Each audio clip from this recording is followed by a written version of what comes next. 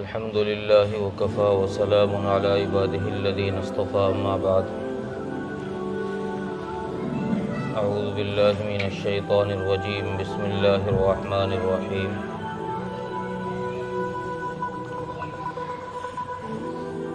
وما أصابكم من مصيبة فبما كسبت أيديكم ويعفو عن كثير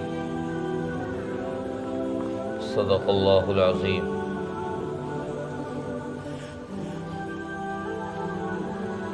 محترم عزیزو، غیور نوجوان دوستوں اور بھائیوں،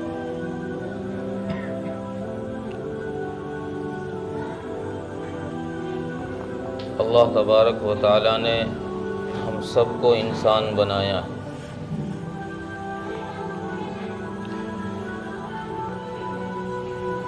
فرشتہ نہیں بنایا۔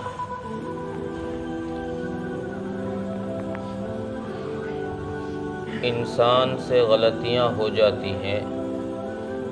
اور فرشتوں سے غلطیاں نہیں ہوتی۔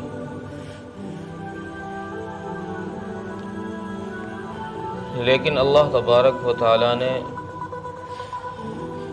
غلطیاں کرنے کے بعد انسان کو ان غلطیوں سے رجوع کرنے کا موقع دیا۔ کسی سے کوئی غلطی ہو جائے، کوئی خطا ہو جائے تو اس غلطی سے انسان لوٹ سکتا ہے، اس غلطی کو ختم کر سکتا ہے، معاف کرا سکتا ہے۔ یہ اللہ تبارک و تعالیٰ نے موقع دیا ہے انسانوں کو۔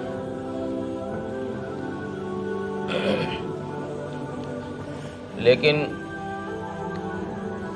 ہمارا حال یہ ہے کہ ہم غلطیاں تو رات دن کرتے ہیں، نافرمانیاں تو رات دن کرتے ہیں، لیکن ان غلطیاں اور نافرمانیوں سے کبھی رجوع نہیں کرتے، کبھی معافی نہیں مانگتے اللہ سے۔ اور اللہ کو وہ بندہ بہت پسند ہے جو بندہ غلطی کر کے اللہ سے معافی مانگ لے۔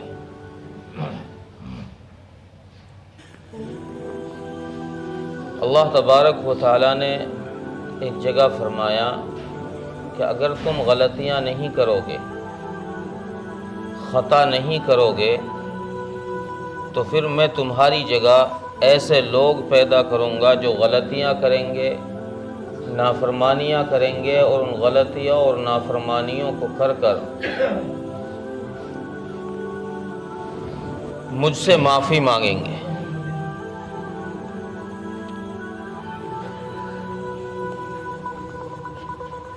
تو انسان کی پہچان اور انسان کی بہتری اس میں ہے کہ انسان سے اگر غلطی ہو جائے تو وہ اس غلطی سے معافی مانگ لے، اس غلطی کو معاف کرا لے۔ البتہ اللہ تبارک و تعالیٰ کی جو معصوم مخلوق ہے، فرشتے، ان سے غلطی نہیں ہوتی۔ کیوں؟ اس لیے کہ ان کے اندر اللہ تبارک و تعالیٰ نے وہ مادہ ہی نہیں رکھا، وہ چیز ہی نہیں رکھی جو غلطی پر انسان کو آمادہ کرتی ہے، وہ چیز فرشتوں کے اندر نہیں ہے۔ اس لیے اللہ تبارک و تعالیٰ نے ہمیں یہ چھوٹ بھی دی ہے، وَمَا أَصَابَكُم مِّن مُّصِيبَةٍ فَبِمَا كَسَبَتْ أَيْدِيكُمْ وَيَعْفُو عَن كَثِيرٍ۔ لوگو، تم غلطیاں کرتے ہو، نافرمانیاں کرتے ہو، لیکن میں تمہیں ہر نافرمانی پر، ہر غلطی پر پکڑتا نہیں ہوں، ہر نافرمانی پر سزا نہیں ملتی کہ ایک گناہ کرا تو ایک تھپڑ لگ گیا، ایک غلطی کی تو ایک پکڑ آ گئی، نہیں۔ وَيَعْفُو عَن كَثِيرٍ، بلکہ میں اکثر گناہوں کو معاف کر دیتا ہوں، درگزر کر دیتا ہوں۔ حضرت علی رضی اللہ عنہ سے کسی نے پوچھا کہ یہ زمین پر زلزلے کیوں آتے ہیں، زمین پر طوفان کیوں آتا ہے، سیلاب کیوں آتا ہے؟ حضرت علی رضی اللہ تعالی عنہ نے قرآن کریم کی آیت کریمہ پڑھ کر سنائی، وَمَا أَصَابَكُم مِّن مُّصِيبَةٍ فَبِمَا كَسَبَتْ أَيْدِيكُمْ وَيَعْفُو عَن كَثِيرٍ۔ اس لیے آتے ہیں کہ تم لوگ نافرمانیاں کرتے ہو، اور جب تم خطائیں کرتے ہو، اللہ کے احکامات کو توڑتے ہو، اللہ کی نافرمانیاں کرتے ہو، تو اللہ تبارک و تعالی عذاب بھیجتا، مصیبتیں بھیجتا۔ تو پتہ یہ چلا کہ زمین پر جب بھی کوئی حادثہ ہوگا، جب بھی کوئی زمین میں زلزلہ آئے گا، زمین میں کوئی طوفان آئے گا، کوئی سیلاب آئے گا،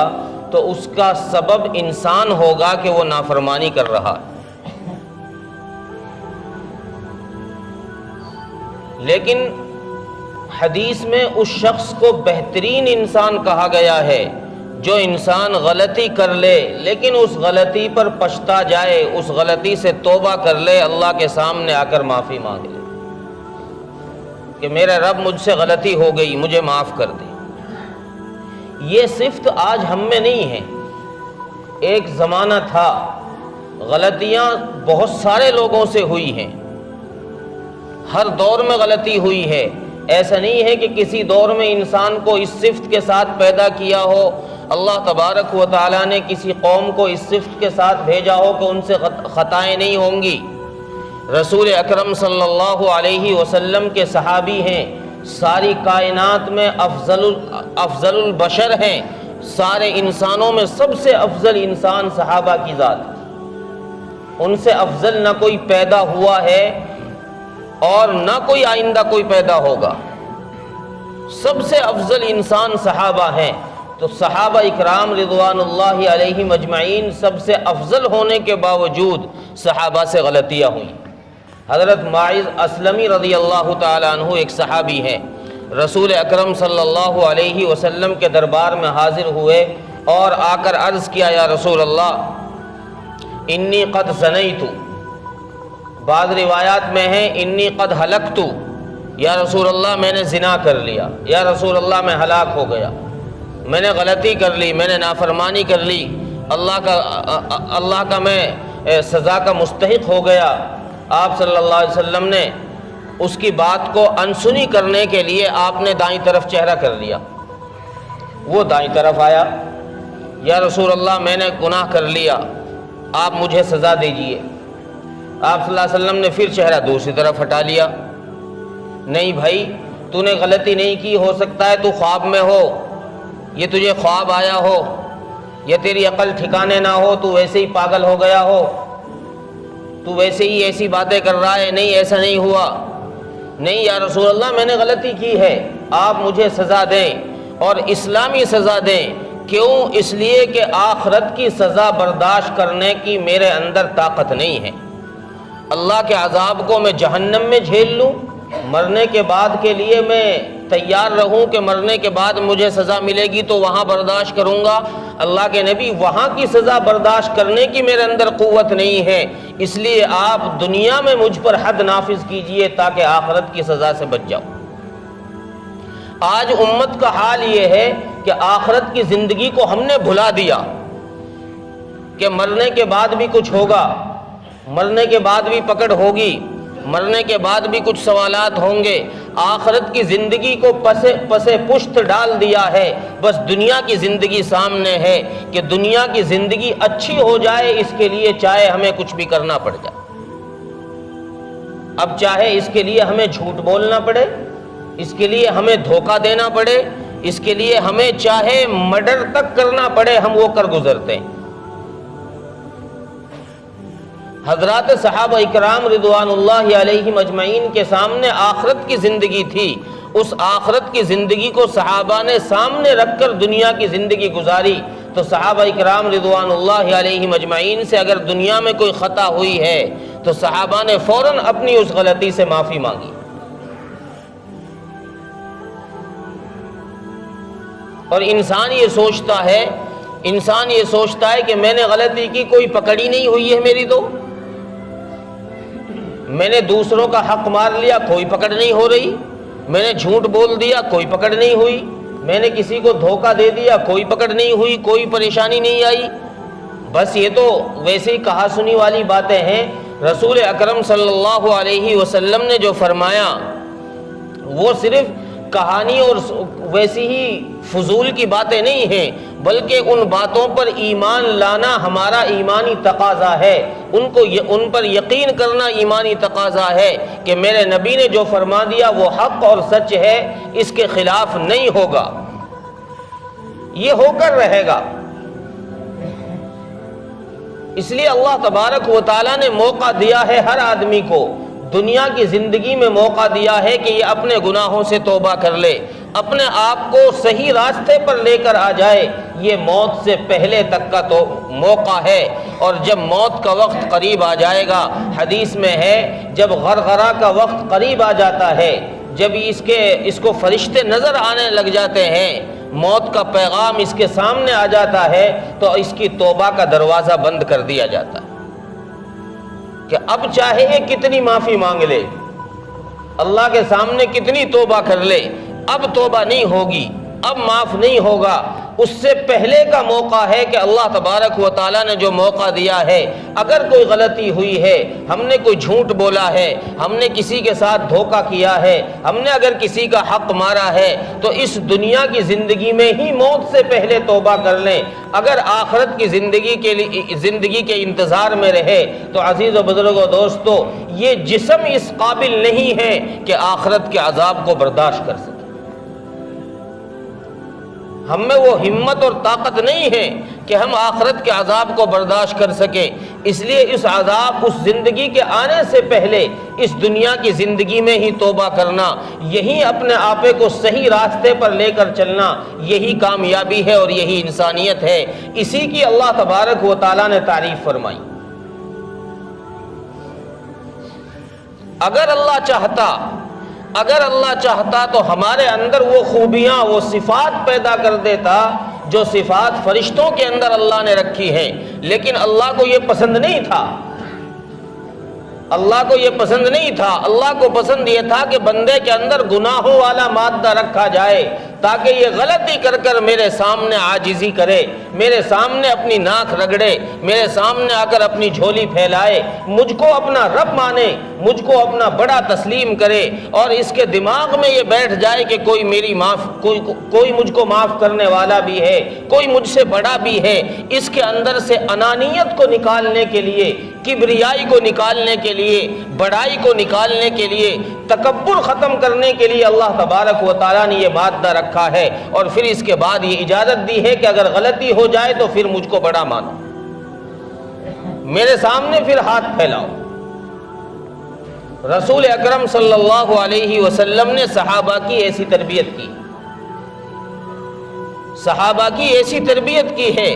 کہ صحابہ سے اگر کہیں کوئی چوک ہوئی ہے تو صحابہ اکرام رضوان اللہ علیہم اجمعین نے رسول اکرم صلی اللہ علیہ وسلم کے دربار میں آ کے فوراً معافی کی اجازت مانگی ہے کہ یا رسول اللہ ہمیں سزا دیجیے اور ہمیں معاف کرا دیجیے۔ لیکن ہم لوگ آخرت کو بھول بیٹھے ہیں، ہمارے سامنے صرف دنیا کی رونق ہے، دنیا کی رنگینیاں ہیں، اور اس کے علاوہ کچھ نہیں ہے۔ باپ یہ چاہتا ہے کہ میں اپنے بیٹے کے لیے اچھا مکان بنا دوں، اچھی دکان بنا دوں، اچھا کاروبار کھڑا کر دوں، اچھی فیکٹری لگا دوں، چاہے باپ کی آخرت کتنی تباہ ہو رہی ہو، باپ کو اس کی پرواہ نہیں ہے۔ باپ کو یہ پرواہ ہے کہ میرے ایک بیٹا ہے، اس ایک بیٹے کے لیے 2 دکان کر جاؤں۔ اب چاہے جھوٹ بول کے کرنا پڑے، چاہے دھوکہ دے کے کرنا پڑے، چاہے بھائی کا حق مار کے کرنا پڑے، پڑوسی کا حق مار کے کرنا پڑے، چاہے کسی کی حق تلفی ہو رہی ہو، میری آخرت برباد ہو رہی ہے، لیکن میں اپنے بیٹے کے لیے دنیا کی زندگی آباد کر کے جانا چاہتا ہوں۔ لیکن جب یہ مر جائے گا، یہ دنیا چھوڑ جائے گا، اور یہی بیٹا اس پر جب ایک درود بھی نہیں پڑھے گا، اس پر کوئی ایصال ثواب بھی نہیں کرے گا، پھر یہ پچھتائے گا کہ میں نے بڑی غلطی کی ہے، میں اپنے بیٹے کے لیے سب کر کے آیا اور میں اپنی آخرت تباہ کر کے آیا، اپنی دنیا خراب، دنیا بیٹے کی آباد کی ہے، آخرت اپنی تباہ کی ہے، پھر یہ پچھتائے گا۔ لیکن وہاں کے پچھتانے سے فائدہ نہیں ہوگا، یہ پچھتانا صرف دنیا میں ہے۔ دنیا میں جو پچھتا گیا، دنیا میں جو اپنے آپ پر ترس کھا گیا، وہ آدمی دونوں جہاں میں کامیاب ہوگا۔ صحابہ اکرام رضوان اللہ علیہم اجمعین دونوں جگہ کامیاب ہوئے ہیں، صرف اس وجہ سے کہ انہوں نے دنیا میں ہی اپنے آپ کو پچھتایا ہے، اپنی غلطیوں پر افسوس کیا ہے، اس لیے اللہ نے دونوں جہاں چمکایا ہے۔ اور رضی اللہ عنہم کا انہیں مزدہ سنایا ہے کہ میں ان سے راضی ہوں، یہ مجھ سے راضی ہیں۔ اب تو حال یہ ہے، نمازیوں کا حال بھی یہی، بے نمازیوں کا حال بھی یہی۔ گناہ کرنے سے کوئی نہیں چوکتا، حق مارنے سے کوئی نہیں چوک رہا، نہ نمازی چوک رہے، نہ حاجی چوک رہے، نہ پڑھے لکھے، نہ ان پڑھ، کوئی نہیں چوک رہا۔ آخرت کی فکر نہیں ہے کسی کو، آخرت کو ہم نے بھلا دیا۔ اس لیے عزیزو بزرگو دوستو، آخرت کی زندگی کو سامنے رکھو، اللہ نے کس مقصد کے لیے دنیا میں بھیجا ہے وہ مقصد سامنے رکھو۔ جو چیز دنیا میں مقصد بھول جاتی ہے وہ دنیا میں باقی نہیں رہتی، اسے مٹا دیا جاتا ہے۔ جب تک چیز مقصد میں چلتی رہتی ہے، اس سے مقصد حاصل ہوتا رہتا ہے، تو وہ چیز کامیاب رہتی ہے اور اس سے نفع حاصل کیا جاتا ہے۔ آج کی امت نے، آج کے دور کے مسلمانوں نے اپنے دنیا میں آنے کا مقصد بھلا دیا، اس لیے آج کا دنیا کا مسلمان چاروں طرف ذلیل و رسوا ہو رہا ہے۔ چاروں طرف آپ جہاں نظر اٹھا لو، جس ملک میں نظر اٹھا لو، جس محلے میں نظر اٹھا کے دیکھو، وہیں ذلیل ہو رہا ہے کہ ہم نے اپنے مقصد کو بھلا دیا کہ ہمیں بھیجا کیوں گیا تھا، ہم نے غلطیاں کیا کی ہے، اپنی ان غلطیوں پر پچھتاوا نہیں کیا ہم نے۔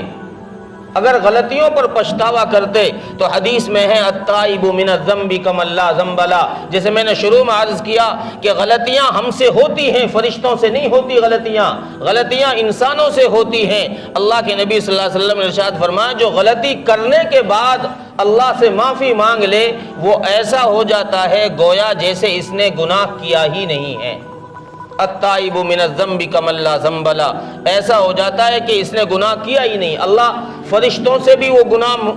بھلوا دیتے ہیں، اعمال نامے سے بھی مٹوا دیتے ہیں، ہر جگہ سے اس کا وہ گناہ، جہاں جس زمین کے جس حصے پر اس نے وہ گناہ کیا ہے، زمین کے اس حصے سے بھی اس گناہ کو مٹوا دیتے ہیں، بھلوا دیا جاتا ہے، گویا ایسا ہو جاتا ہے کہ اس نے وہ گناہ کیا ہی نہیں ہے۔ لیکن اس کے لیے شرط یہ ہے کہ یہ آدمی اپنے آپے کو اللہ کے سامنے حاضر کر کے اللہ سے معافی مانگ لے کہ اللہ میں نے غلطی کر دی،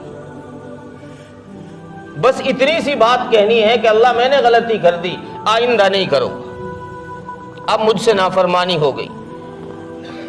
صرف یہ بات پیدا اگر مسلمانوں میں ہو جائے، اس چھوٹی سی بات کی وجہ سے اللہ کی قسم اللہ دونوں جہاں میں عزت دے گا، اس چھوٹی سی بات کی وجہ سے۔ یہ بات بولنے میں بھی چھوٹی سی ہے، کرنے میں بھی چھوٹی سی ہے، لیکن اس چھوٹی سی بات کی وجہ سے دونوں جہاں کامیابی کا وعدہ ہے اللہ کا۔ اور اگر یہ بات نہیں ہے تو پھر اللہ تبارک و تعالیٰ کا عذاب بھی تیار ہے، اور اب سے پہلے اللہ تبارک و تعالیٰ نے قوموں پر عذاب بھیج کر اس کا لوگوں کو مشاہدہ بھی کرایا ہے کہ نافرمانوں پر اللہ تبارک و تعالیٰ ڈھیل تو دیتے ہیں، لیکن یہ نہیں کہ ان کی نافرمانی پر چھوٹ ہی دے دی جائے، ان کو بالکل ہی کھلا چھوڑ دیا جائے۔ ایک وقت آتا ہے کہ پھر ان کی اس نافرمانی پر پکڑ بھی اللہ کی طرف سے آنی شروع ہو جاتی، اور اس پکڑ کے سبب میں پھر وہ انسان اللہ کے عذاب کا مستحق بن جاتا ہے، اللہ کے عذاب کا مستحق ٹھہرتا ہے۔ اور جو اللہ کے عذاب کا مستحق ٹھہرا، یہ آدمی نہ دنیا میں اس کو پھر سکون ہے نہ آخرت میں سکون، دونوں جگہ پریشان رہے گا، دونوں جگہ۔ دنیا کی پریشانی تو موت پر ختم بھی ہو جائے گی، آخرت کی پریشانی کا تو کوئی انتہا ہی نہیں ہے، وہ تو ختم ہی نہیں ہوگی، چونکہ آخرت کی زندگی لامحدود ہے، وہاں کی نعمتیں لامحدود ہیں، وہاں کی سزا بھی لامحدود ہے۔ جیسے نعمتوں کی کوئی حد نہیں ہے، اللہ کے انعامات کی کوئی انتہا نہیں ہے، ایسے ہی اللہ کی سزا کی بھی کوئی انتہا نہیں ہے۔ اگر دنیا کی زندگی سے نافرمانی پر خاتمہ ہوا تو ساری زندگی آخرت کی ہمیشہ ہمیش کی جو زندگی ہے اس میں اسے رسوا ہی رسوا رہنا پڑے گا، اسے عزت نصیب نہیں ہوگی۔ اللہ تبارک و تعالی عمل کی توفیق عطا فرمائے۔ وآخر دعوانا الحمدللہ رب العالمین۔